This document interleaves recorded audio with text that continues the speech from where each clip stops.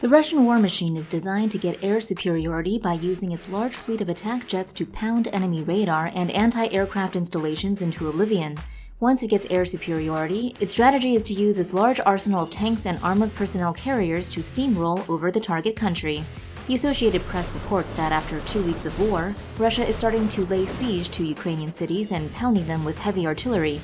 The reason for this is partly because Ukrainian forces have been able to frustrate Russian war tactics by successfully deploying their limited number of expensive Western-made missile systems. Russia managed to gain air superiority early on by destroying large anti-aircraft and radar systems via airstrikes. However, it later had to hold back most of its large aircraft arsenal after many of its attack planes and helicopters were shut down by roving bands of soldiers firing MANPAD missiles like the famous Stinger with lethal effect. Russia's other tactical focus, its large tank force, has also been blunted by small groups of Ukrainian troops using advanced anti-tank missiles like the Javelin and NLAW. These small infantry units have been able to stop large armored divisions in their tracks. Such tactics had trapped Russian armor in long static convoys where Ukrainian drones could bomb them from the air. One of the results of Ukraine's dogged defense is that many Russian war machines had to be abandoned on roads and fields because their supply trucks were blown up.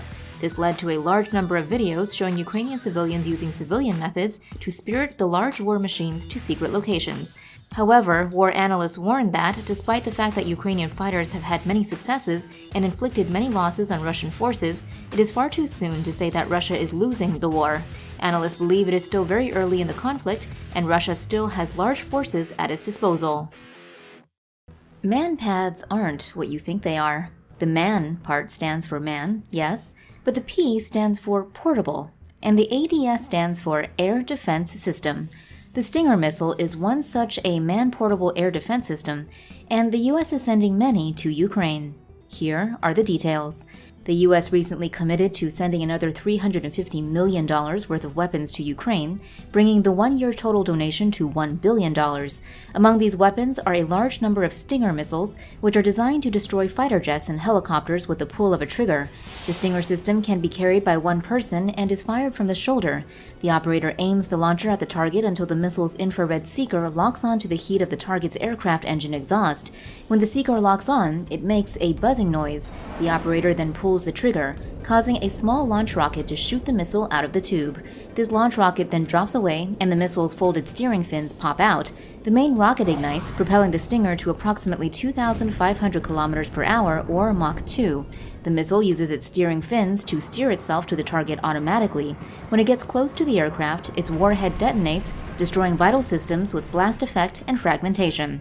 The system was heavily used by Afghan fighters during the Soviet occupation of the 1980s. Up to 250 Soviet fixed-wing aircraft and helicopters were claimed to have been shot down by Stingers. In total, the Stingers credited with around 300 shoot-downs worldwide.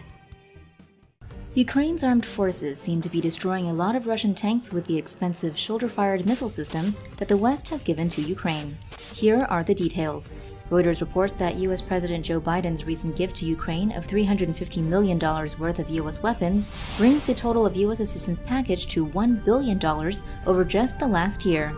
The donation includes a large number of Javelin anti-tank weapons. The Javelin system has a day sight as well as an infrared sight for targeting armored vehicles at night. The missile's computer locks onto the target. A small charge blasts out of the tube before the powerful rocket engine ignites. Here, the folded fins pop out to steer the weapon to the target.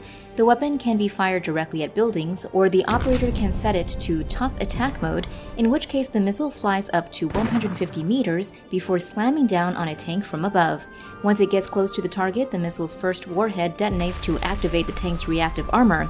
After the reactive armor explodes, the main warhead detonates against the tank's thin top armor, where the shaped charge of the warhead punches a hole through the armor, causing the tank's ammunition to detonate. The Javelin is a fire-and-forget system that can destroy tanks up to 2 kilometers away. It can defeat armor that's up to 80 centimeters thick. The launcher can be reloaded, and each missile costs either $80,000 or $175,000, depending on who you ask. Warfare is starting to get more high-tech, as the world's biggest militaries are starting to field remote-controlled light and heavy tanks, to add to the growing arsenal of remote-controlled flying drones. The US military is currently developing packs of semi-autonomous robot tanks that will be armed to the brim with chain guns, missiles, and other fearsome weaponry. As they make their way to future battlefields, these robotic combat vehicles, or RCVs, will be used to lead the charge in both conventional and electronic warfare in the years to come. The US is currently building robotic light, medium, and heavy combat vehicles. Respectively, these are lightweight scouting vehicles, heavily armed mini-tanks, and powerful artillery vehicles. For now, the Army wants to make sure that it's a human pulling the trigger on the weapons, so each vehicle will have one human remotely steering and another remotely operating its weapons. The tanks will still be partially autonomous, but humans will take over once they reach the front lines and when they need to steer them through enemy fire. In addition to direct combat, the Army wants the RCVs to take down swarms of drones. This might take the form of anti-drone lasers or electronic jamming that renders drones useless. For more news animations and explainers, hit the subscribe and bell button to join the TomoNews family. Thanks for watching.